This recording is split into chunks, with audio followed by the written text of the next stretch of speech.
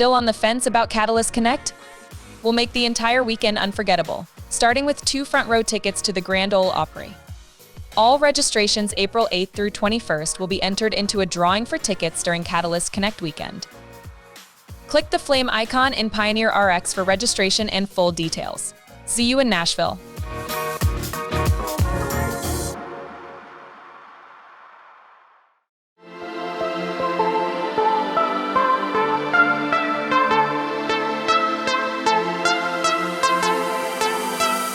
Welcome back, everyone, to the Catalyst Pharmacy Podcast. Today, we've got Sam and Shane from Storby. Storby is partnering with us on Red Sale websites, and so we really have them on. They talk through a little bit their origin story and how they started with pharmacies in New Zealand and Australia, but also kind of what they're doing for pharmacies to expand into e-commerce, just website management in general, and things like that. So we also have Holly Schutz, who joins us. She's the director of product in the ancillary add-on space for Red Sale. She kind of talks through a little bit what the product's going to look like from an integration perspective and how they're going to bring that to the market, timing a little bit too on it. So we'll throw you there now. Thanks. All right. We have Shane Bartle and Sam Howarth with Storby, which is it's probably not somebody everybody knows yet. Not yet. And that other voice you just heard is also new to some folks. That is Holly Schutz. She is what is your new title? You're in product now. Yeah, they titled me as Director of Product Management. Okay. Yeah, so that's the title. Okay. But I work directly with Storby as one of our vendors, but I'm also working on other projects like RX Local, messaging, and our mobile apps as well. That's right. So a lot of the ancillary stuff baked into the system or attached to the system in some way. That's what Holly does. And both Shane and Sam are from Storby. Website e-commerce partner bringing into the kind of Red Sale ecosystem. Wanted to introduce you both.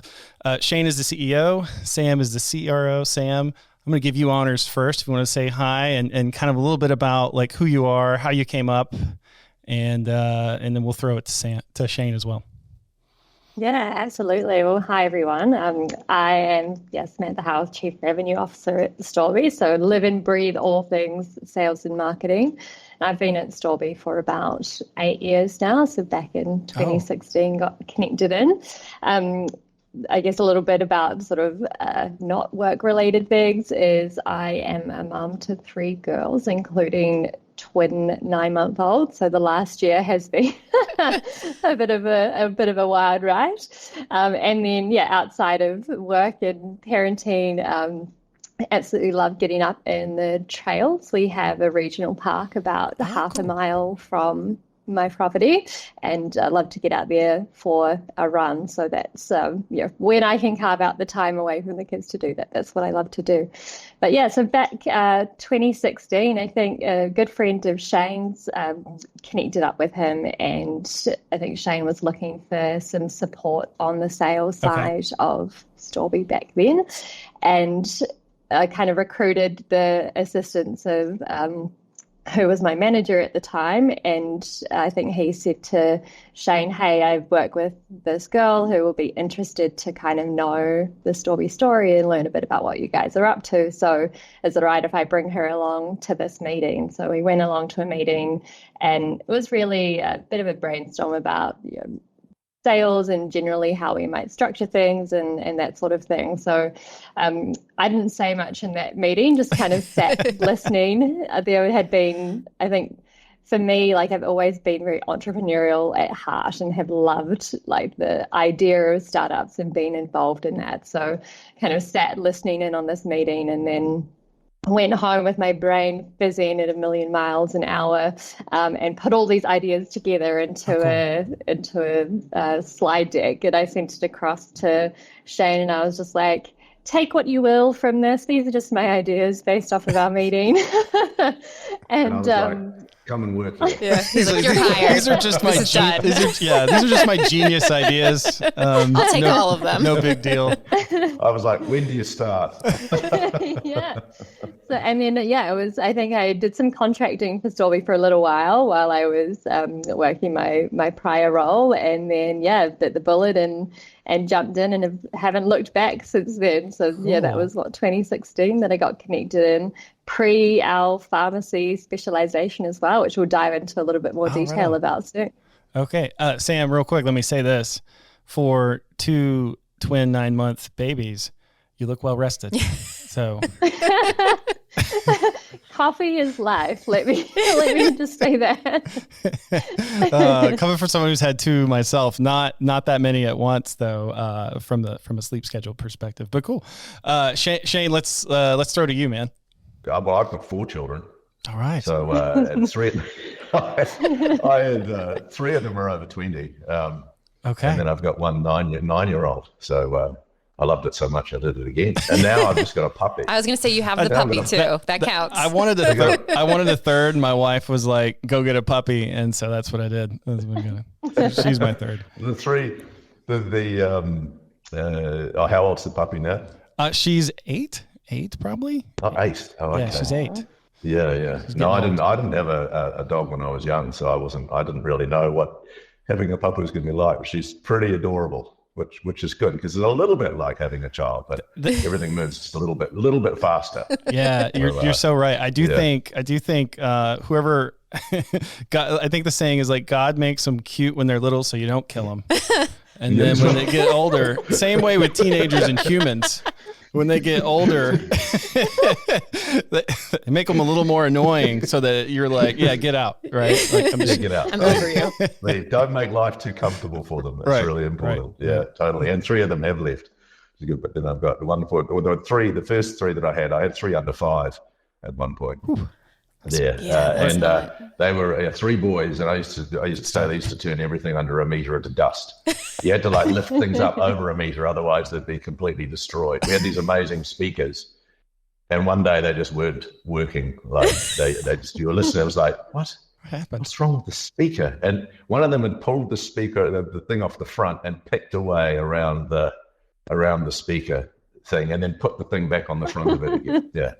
So well, that's of course. That's what you do. They should make them so fragile. That's the thing about those. Exactly. You know, I blame the manufacturer a little bit for that. Totally, absolutely. I agree. Well, let's get into Storby and all that. Storby, yes. So Storby, well, it's been around a while. So about since about 2007, and I was working at Microsoft at the time. I worked there for about 10 years. Okay. I had a friend who developed a pretty quirky board game, and he wanted to sell this board game on the web. So I was his geek friend. It's always good to have one friend who's a geek. Top tip. I have one. He's not on the podcast today, though. Referring to Josh. And a plumber as well. It's always good to have a plumber friend as well. You know, this is life advice here. Have you got a I don't have a plumber. And friend anyway, I was a geek friend, so he came and chatted to me and said, "Could you create a website so I can sell this game on the web?" So I went ahead and did that. And it was through doing that I had the idea about, I started feeling sorry for people that didn't have geeks as friends. And could I create a platform that meant that anybody could go and create a website, set up an e-commerce website, sell stuff, whether they were technical or not. And then it's sort of a classic startup story. As I said, I had those three children, 3 boys. So there was really only 2 hours of quiet time that I could think of in the entire day where I wasn't exhausted, and that was between 5 and 7 a.m. in the morning. So while I was working at Microsoft, I'd get up at 5 and I'd build this platform between 5 and 7 in the morning for a while. Oh, wow. And then I left Microsoft about 2010, and it was going in order to focus on it full time. It was going really, really well. We had lots of businesses of all shapes and sizes that would as well as a lot of individuals as well who wanted to build websites and sell stuff. It was a pretty exciting time, and it really started to give us a real passion for working with small businesses and small business owners, even though we did have some quite large businesses on Storby. But it was about 2016, I think 2017, that we had a conversation with the Pharmacy Guild of New Zealand. So we're based in New Zealand. Right. That's where our headquarters are, in Wellington in New Zealand. And just down the road from our headquarters is the Pharmacy Guild. And I went and had a chat with them, and they said, we're having independent pharmacies contact us all the time, saying, what do we do about a website? Why don't we work together to come up with a specialist package for community and independent pharmacies. So I was like, okay, right, let's do that. And that just absolutely took off. So, we really enjoyed working in that industry with independents specifically. We just found there was a lot of quite specific challenges for us to solve. And it was around that time that Sam came on board. I don't know, why don't you take it from there, Sam, and start talking about that, what happened then? Yeah, so I think for us, really the business needed to start specializing in a niche to continue that growth, or a niche, I should say. And that conversation with the Pharmacy Guild kind of prompted us to start to engage with community pharmacies and start to understand, why is it so hard as a community pharmacy to get yourself set up online? And very quickly, we became aware of a lot of the obstacles. So first and foremost, a community pharmacy is clinician-led. You train as a pharmacist, work as a pharmacist for a while, and then some make the decision to move into business ownership. So all of a sudden, you're not just wearing your pharmacist hat, but there's all these other business hats that you need to wear, including how you market your business, how you attract customers, how you maintain your relationships with your customers. So there was kind of that challenge of they didn't know what they didn't know, and knowing, what questions do we ask a potential web developer about getting our pharmacy online and that sort of thing. So there was definitely that piece there. We also started to understand that when they would go out and try and get themselves set up online, some platforms or potential partners to do that with would shy away because community pharmacy is perceived as high risk in this space. And particularly if they're wanting to move into e-commerce and selling products online, even the payment providers are like, oh, pharmacy, right, there's some more hoops to jump through. So it was never straightforward. Community pharmacies run a really complex business compared to a standard retailer as well, right? They've got a complex supply chain. There's lots of vendors, whether it's manufacturers or suppliers, for all of the products that they provide to their community. And so trying to bring all of that together with all of the other information about what a pharmacy offers onto a website was challenging and really inaccessible for a busy independent community pharmacy owner. So, all of these things combined, very quickly we were like, okay, right, there's some real problems to solve here. And that's where we sort of set about going, okay, how do we engage the industry, so the vendors that pharmacies work with, the suppliers, other industry bodies like the Pharmacy Guild, and bring a solution together that makes it possible for a pharmacy to get online with something that's really comprehensive and just helps them overcome a lot of those obstacles. And really, there were three things that we found that if we focused on these three areas, that we were really adding value. And one was anywhere where we can save time. Okay. As Sam said, the pharmacist's super busy, complex. So any automation that we can do, anything that we can do automatically, because websites need to remain, you don't want them to be static. You don't just want them to sit there, not reflecting the current state of play. And the last thing we want is these websites to become a kind of I've got to go and try and update the website all the time. Now, so we know that there are some things that need to be updated, but we wanted to automate as much of the things as we could that could be automated. Also, we wanted to find ways for the website to save you time in other ways for that we can have forms that customers can fill in, so that information can automatically be there for you. And then how can we get that so that it automatically ends up in the systems that you use without you having to rekey it? So things like that. So we focused a lot on that. And then talking about the systems you use like Pioneer RX. Now, Pioneer RX is the system that you're most comfortable in, you work in every day.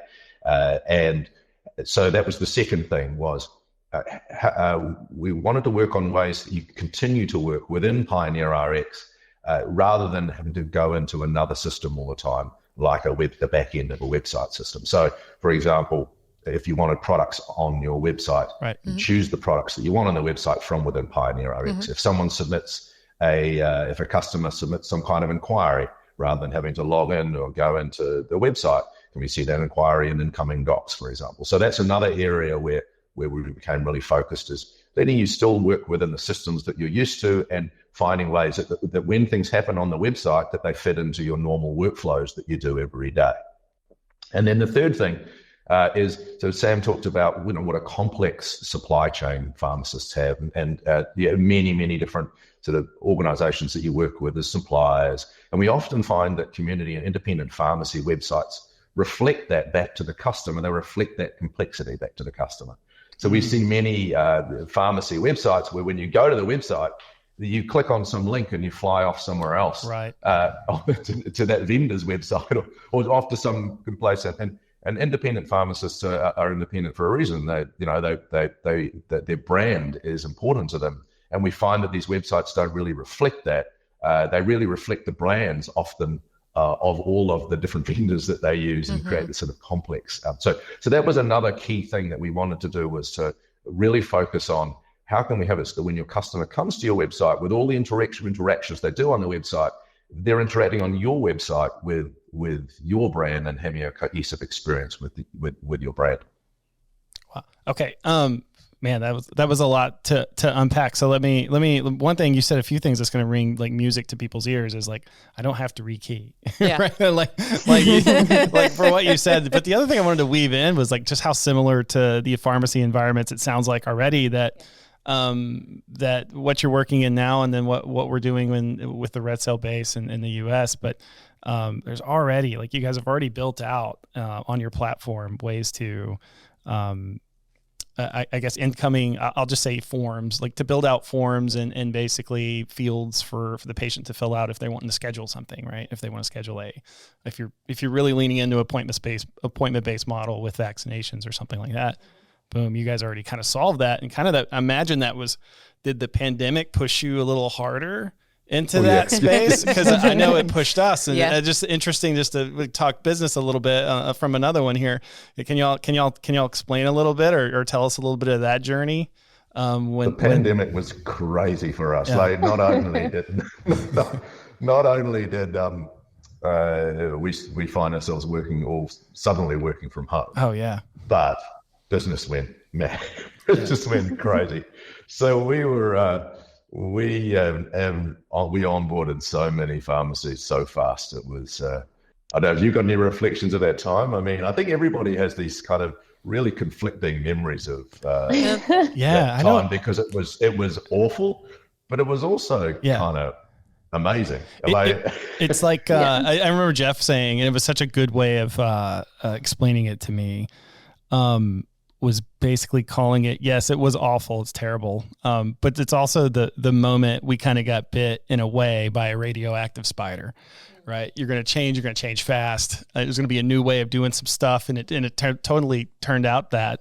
I know one metric we were always looking at was how late people were staying up entering prescriptions. That was like literally one of the North Stars for us, was like, how do we get people home from 1 a.m. back to 11, and then from 11 back for, earlier than that. So, cause it was just one of those, that was kind of like the one thing I would reflect on is, of course, everybody remembers that time period, but man, it's what really made us build things into Pioneer. We went down the route of a form builder and things like that, but then realized so many off the shelf kind of solutions existed that folks were already leaning into, were probably more fleshed out. So we were like, okay, never mind.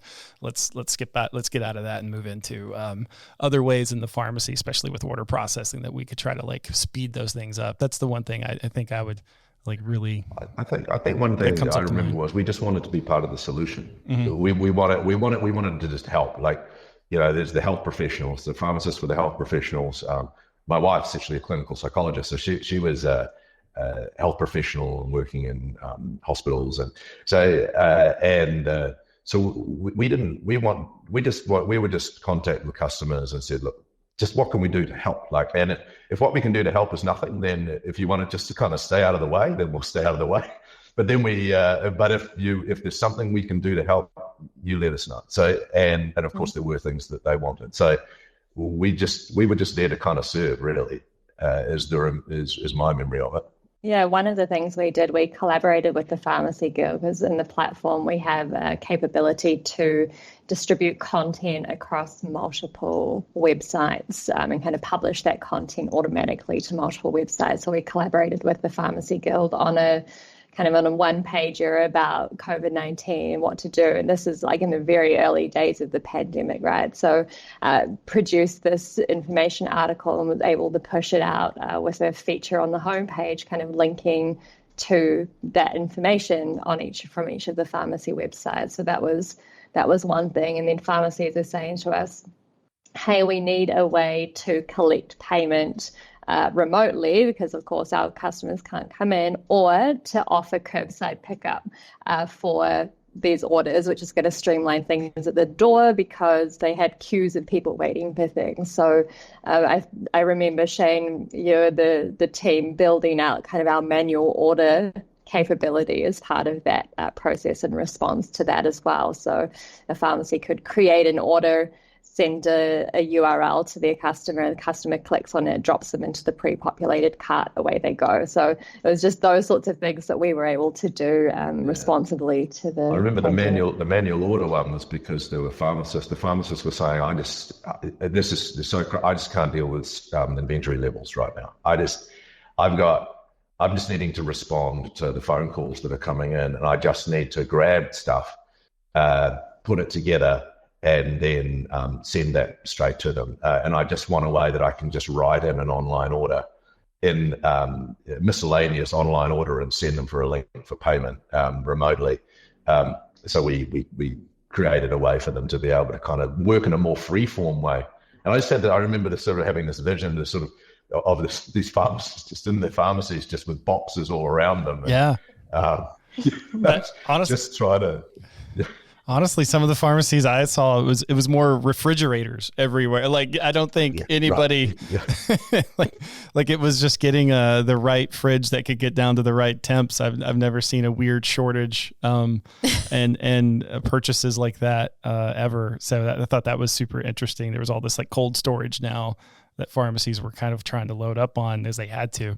That's interesting. So I'll loop it back to why we're all here. I guess I'll bring it back. So with all those really cool capabilities you guys built, I know we've looked at websites. Are we going to really lean in? Are we going to really lean out of that space altogether? And that's why Storby's here. We found a really good partner that's really innovative, checking all the check boxes from a perspective of something we want to do. And we feel like we're not going to specialize in that per se, but we could really partner with somebody like Storby to bring that to our base. We saw what they brought into the Australian and New Zealand market for that. And so I'll throw to you, Holly, a little bit. Like, let's kind of talk. All right, what Storby, we kind of got the journey of what's made Storby. Let's talk a little bit of like, hey, look, what can a pharmacy expect a little bit out of this relationship? Yeah, and we'll talk a little bit more, but with Shane and Samantha and then the entire team at Storby, from what I've seen and what we've been talking about, you guys have definitely quick to respond to our community pharmacies and very much care. You guys have a team that seems to really invest time and a lot of resources into making sure that the community pharmacy space is working well, and you're really providing that service to them. One of the things I really liked about Storby when we started working with them is not only the whole aspect of how do you onboard and how do you really get involved, but you guys also have a customer success team. So maybe talk a little bit about that and what you guys do for the customers, even after you've put a website in place. What do you guys do there? Yeah, one of the kind of key parts, there's always a lot of excitement and enthusiasm when a website project is kicking off with a pharmacy, and then launch day comes along, and over time, people start to get quite busy as they go back to the day job once that project is complete. So really to set the project up for success, post that launch period, we have a kind of a one-on-one success planning session between a customer success specialist at Storby and the pharmacy. And that really sets out some roles and responsibilities for who is going to pay attention to the emails that come in from Storby about new features that are available and be able to take advantage of those. But equally, what are some of the things that you can do in your pharmacy to really get the most out of the website? And the pharmacies that tell their customers about it, that share it on social media, that really try and integrate that website experience as part of their pharmacy customer experience are the ones that do the best. So, kind of taking that knowledge, we sort of package that up and run customer success planning sessions, sets out a bit of an action plan with some ideas about what their pharmacy could do. And then we have like a 3-month and 6-month check-in to really kind of relook at that plan and go, hey, like, how is it going against what we talked about you doing and that kind of thing? Is there anything else that we can help you with? So that's a really key part of our service that we deliver as part of the kind of onboarding and getting started with Storby too.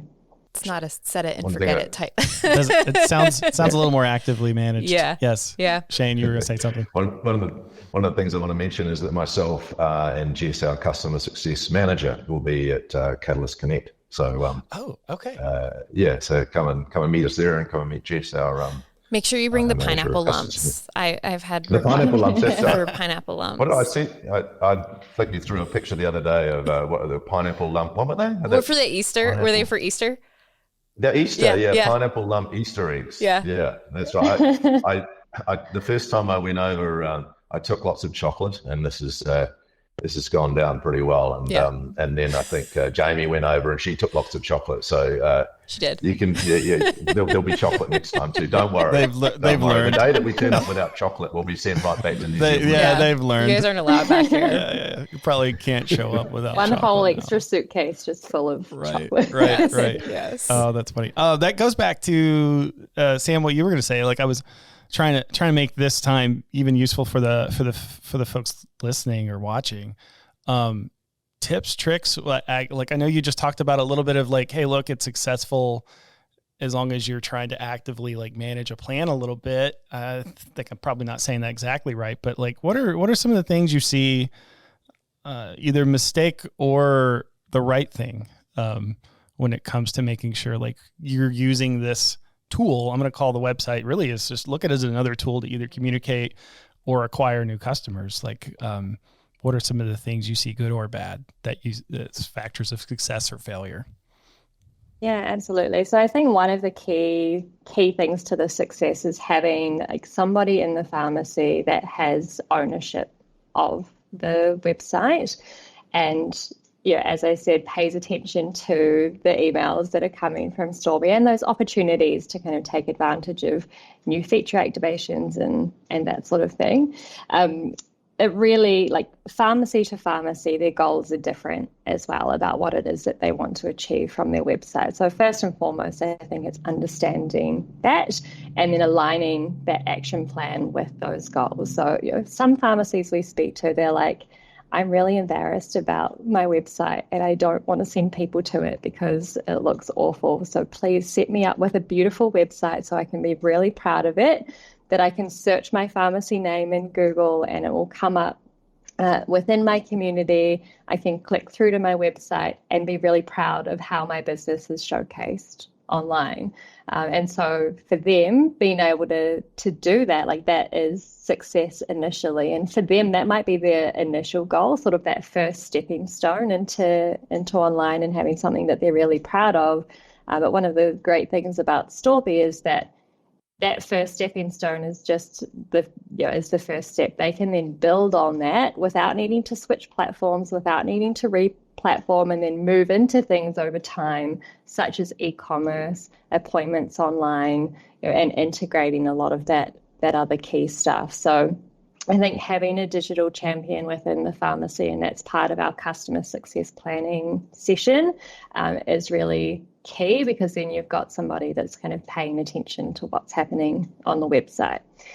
We've got other customers who are like, we want to make e-commerce and selling products online a really significant part of our business. Okay. And we've got some pharmacies that do exceptionally well in that area.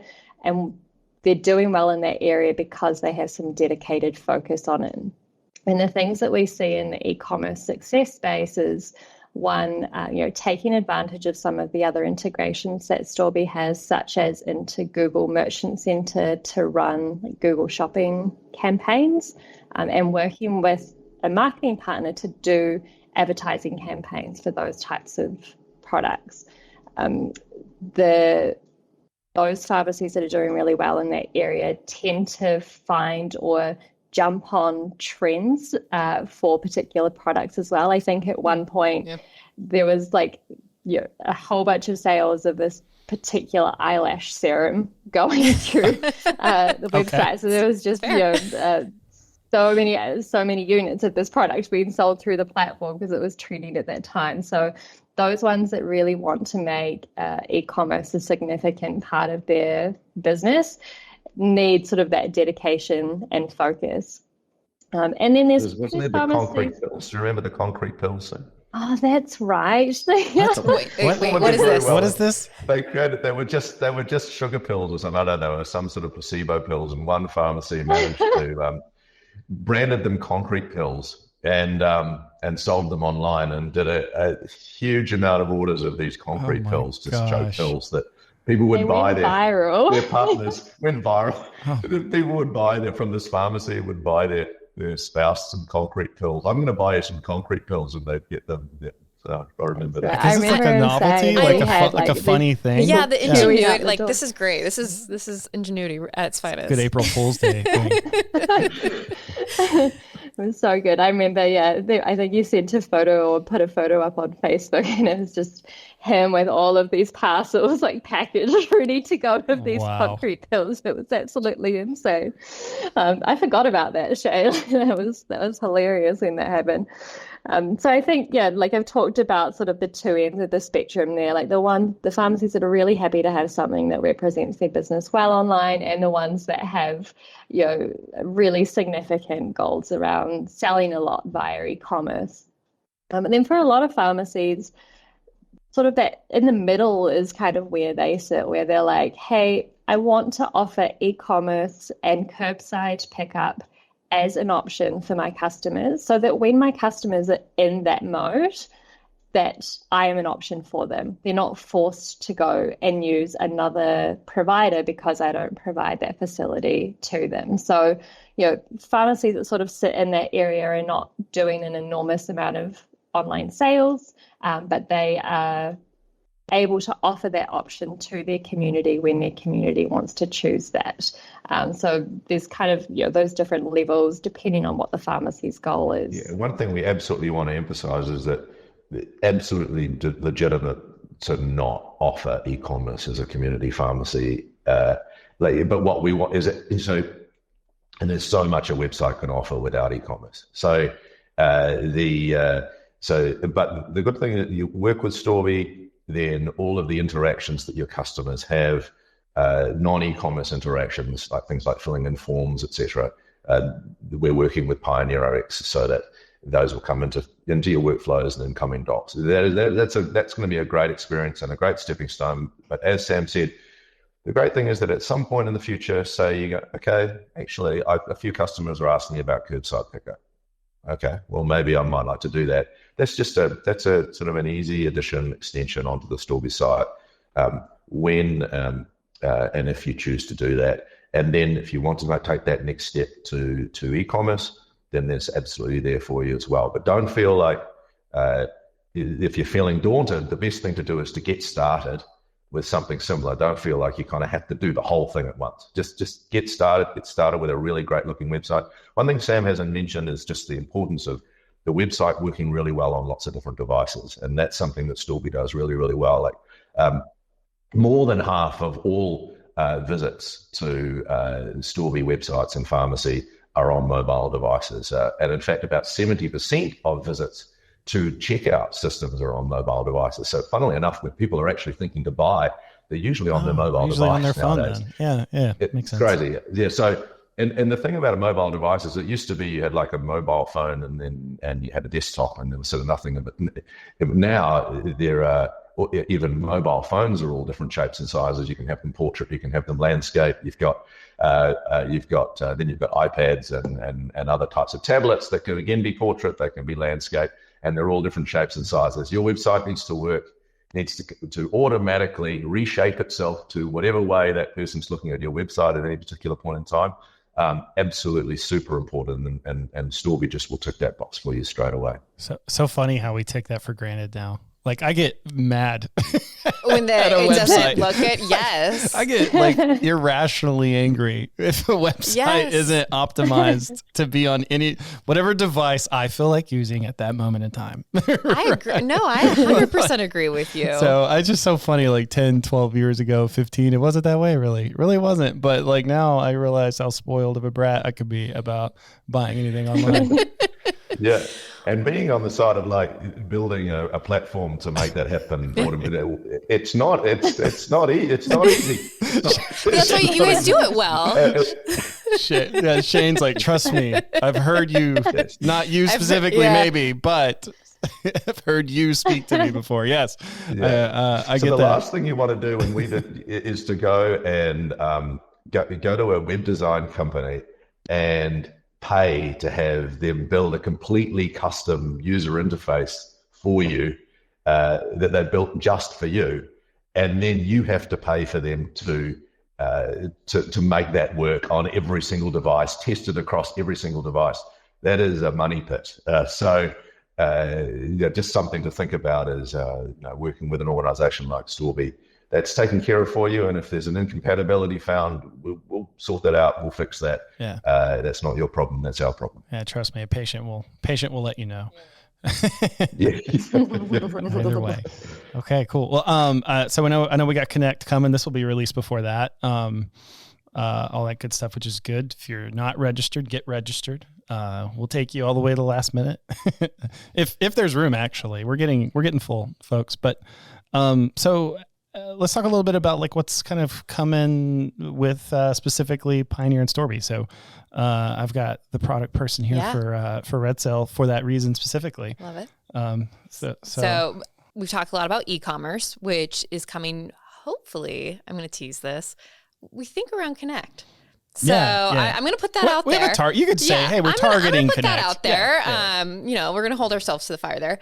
So the e-commerce piece should be ready around Connect, which is very, very exciting. And then we also have the integration with incoming documents and forms that Shane has been talking about. And then we're also doing an RX Local integration with Storby. So those are all things that we are hoping to have out in the next few months. E-commerce probably will be the first one, followed closely by RX Local as well. And RX Local, that piece is basically the sign-on to refill a prescription. Right. So like a single sign-on. Yeah. Kind of. Yeah. We're working through all that right now. But that will basically be within your website. So. Yeah. And mentioning the single sign-on, I'm pretty excited about the single sign-on. Because if your customers are on if you're on RX Local and your customers use an RX Local login, at some point they will be able to log into their Storby website with that same login that they used to log into RX Local. I'm very excited about that because that means that we know their identity. So it means that when they fill in a form and that ends up in Pioneer RX, we'll be able to reliably tell you who it was that filled in that form. If you're doing e-commerce and they do an e-commerce order, if they've logged in with their RX Local login, we'll be able to know who it was that made that purchase. And that also comes down to pharmacists themselves. You'll be able to log into your Storby website with your own Red Sale, with your Red Sale login. So I think that's going to be one thing we haven't mentioned about the e-commerce is all the additional information that's required to have a website, have a product on your website beyond the. Oh. Yes. Yeah. Yeah. Explain it. This is good. Yeah. So that's a super key thing that we're working on is to have imagery descriptions of the common pharmacy products so that and linking that up automatically with the inventory levels and pricing that are in Pioneer RX. So that when you choose a product in Pioneer RX for the products that we have, your inventory level, your pricing will flow from and stay live. So if you update those, they'll automatically reflect themselves on the site, but it'll be augmented automatically for the products that we have and with imagery descriptions and magically appear on the site without you having to fill that information in, which is super important. That's one of the big things that we've done here in this part. All the work, the work is done for them. It's been a game changer. Yeah. That with the images too. Like, you don't have to go snap a poorly lit photo with a. It's already there. Yeah, that's super important. Yeah, when we first started, what Sam was saying, we started first here in New Zealand with pharmacies, and we just discovered, okay, well, we've got to solve this particular problem. Is one of the first we have to solve. We can't have because we also ended up really super expanding the number of pharmacies in New Zealand that were doing e-commerce. All the suppliers started contacting us. I can't deal with this. I've got too many pharmacies trying to contact me, trying to get me to send them the imagery. I think it's when we first we learned that problem the hard way too, didn't we? I think our first website solution we went out with had the top 50 selling pharmacy OTC products as a static photograph and description on those websites, and it was only probably a couple of months before the pharmacies were contacting us and being like, hey, like this manufacturer is rebranded, need a new pack shot. Like, do we contact them or do you? And then equally, they were contacting the suppliers. And so it was kind of this thing that we were just like, this problem needs to be solved. Let's automate it. And it was actually one of the crazy things. We found ourselves, we're a technology company, but we found ourselves completely immersed in the whole supply chain thing. Yeah. The whole we were in there kind of we were in there sort of negotiating with the whole supply chain, trying to get everybody together on this thing, and having, it was pretty cool. That's cool. That's what we've got to look forward to. Connect, post Connect. Don't hold us to the fire too hard on that, but we're getting there. We're on the journey. We're getting there. I think it's going to be a really cool solution. So let's do a couple of things that I wanted to bring up. A couple of things that's kind of fun. Also, we're talking to a film accredited actor. Yes. On the call as well, and also the third. So like you've got real credits, right? There's a site for him. Yeah, there is. Yeah. And then also, I think the third sexiest bald man in. I think it's what I researched in New Zealand. I knew that story would come up. So it's kind of like we're gonna say it. Like, let's talk through it. So let's give us some context. Yes. Around that, Shane. I have. It's funny because initially I was kind of known for my quite spectacular blonde locks, but that I had when I was young, and now I'm kind of known as the bald guy. And I do these. For about 15 years. I've done these ads here on New Zealand television for the Mitsubishi Electric brand. I advertise heat pumps and fridges and etc. And that particular thing. One morning I got a message. To turn on the radio because there was a vote going on for the sexiest bald guy in New Zealand, and apparently I was sort of quite late in the piece. a late entrant. Okay. Quite late. I was quite late in the piece. Someone called up and said, "What about that bald guy that does those Mitsubishi Electric ads on television?" And I don't know. I guess it was maybe it was the joke vote. We'll put it down to that. But suddenly I was making my way up the ranks, and in the end, the only two people that beat me were this guy, Monty Beetham, who is he's a rugby league player and a boxer. And he's got just a few more abs than I have. You gotta go with that dude, right? Like, my God. he was number one, and that's absolutely fair enough. And then there was number two, and he used to work on the radio station. So I actually think that's a little home. I don't know. Yeah, home cooking. There. Right. Actually, he was done. He advertised sausages on television. So I've always been a little bit miffed about that. I feel that wasn't really very fair. But anyway, yes, I ended up being voted the third sexiest bald guy in New Zealand. Well, it shows. I think that's something to be proud of. It shows. Yes. It clearly, everyone, when they watch this on YouTube, they'll get it. Yeah.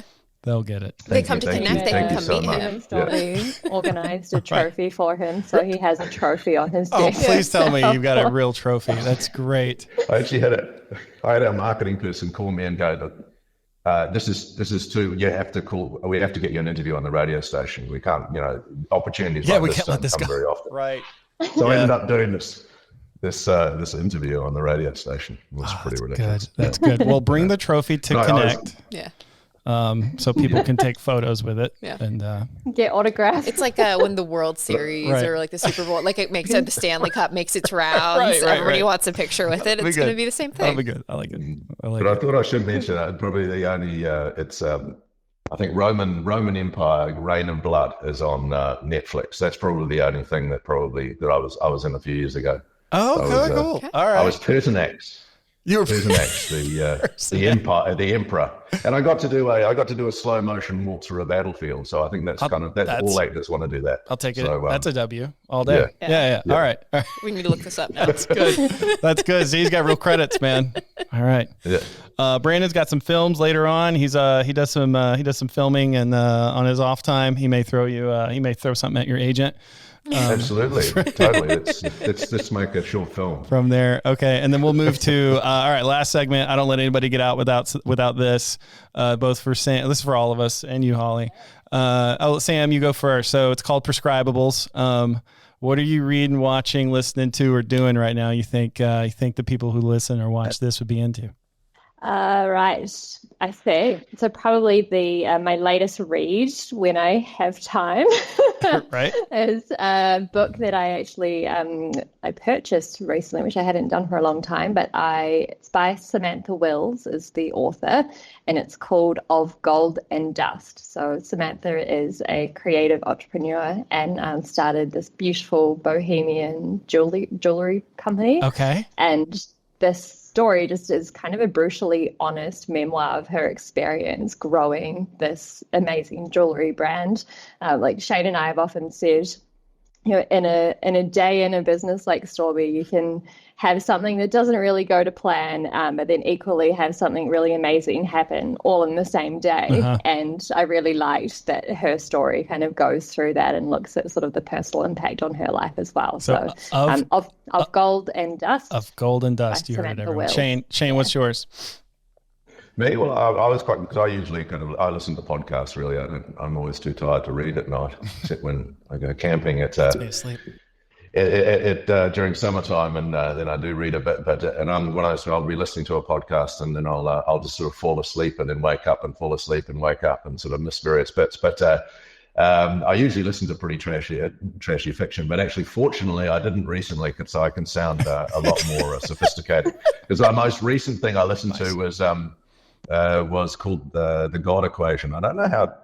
Is it Michio Kaku or Michio, which is about quantum mechanics? So, Okay. which I actually really, really enjoyed that. I really enjoyed it. It's kind of part.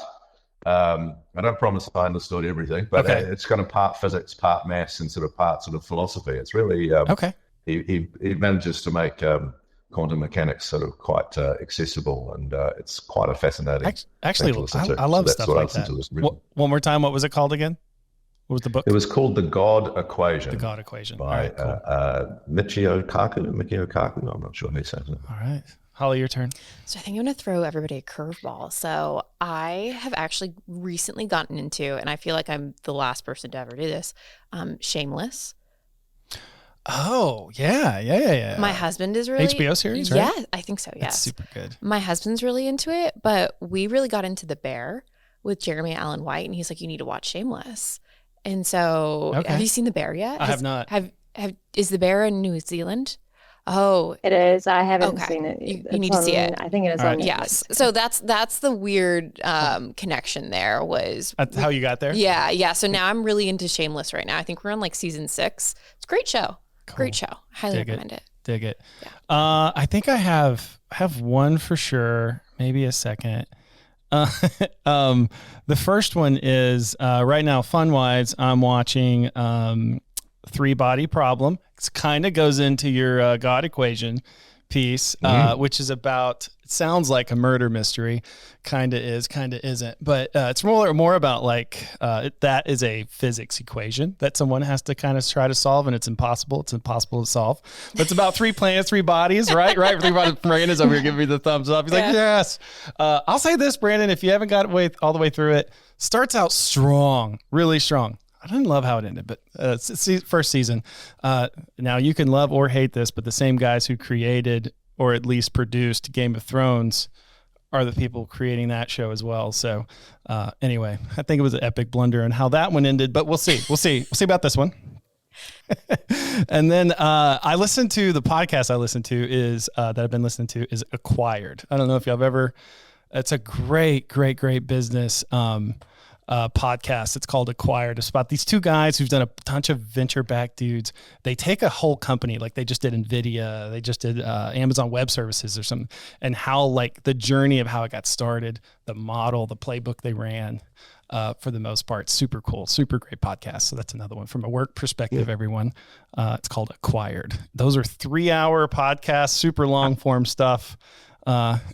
So about business. So you might fall asleep and you might have to catch up after you fall asleep, but good podcast. That's mine. You guys have a long plane ride soon from New Zealand. So that feels like a really good one. Yeah. Good stuff. Well, Sam, Shane, thank you both for giving us your time. Really do appreciate it. Sorry we went a little long, but think you guys are doing a lot of good stuff. And again, appreciate your time. We'll see you at Connect. I get to see you both, or at least, you, Shane, in about Sam a month. Loved to I would have there. loved to. It's a spiritual. It's your the spiritual home, really, isn't it? Nashville. Oh, good stuff. Yeah. All right. Yeah. I'll have my boots on. Yeah. Yeah, that's why I got myself some beautiful boots when I came over last time. So I wasn't going to get away with leaving the husband at home with the twins this time around.